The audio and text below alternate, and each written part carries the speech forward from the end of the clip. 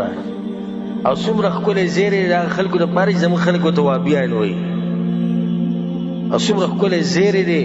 د هغه خلکو دپاره چې د الله په عبادت کې بل څوک نه شریک کوي او څومره ښکلی زیری د خلکو دپاره چې ټول عمر د هغوی تندی یو رب العالمین ته لګي ټول عمر د هغوی تندی که کته کېږي که ملای ټیټېږي هغه صرف الله سبحانه وتعالی ته نه د هغوی تعلق د دربارونو سره شتي نه د هغوی تعلق د باباګانو سره شتي دغه تعلقات د کوم چې مشرکانو دا دي او نه د هغوی تعلق د تعویز او د تار او د اوسپنې سره شتي نه د هغوی تعلق د ګټې او د ونې سره شتي او نه هغوی په مخلوقاتو پورې نښتي دي او په هغو باندې عقیدې دي نه د دغه خلکو دپاره دا روایت دی او دا حدیث دی چې دغه خالص عقیده په چا باندې په الله سبحانه وتعالی باندې و دې ځای کې دا خبره په زړه کې راځي چې نو دې خو ډېر موحدین دي ګناهونه دې شوي دي مطلب چې ګناهونه کوه او توحید په عقیده باندې مزید نه د دې مطلب دا دی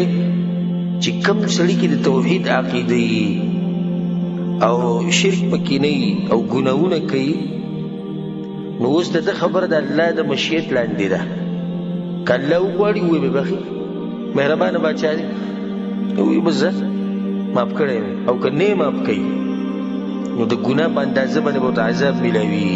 خو بیا به واپس چېرته راځي بیا به جنت ته راځي دا د دې مطلب دی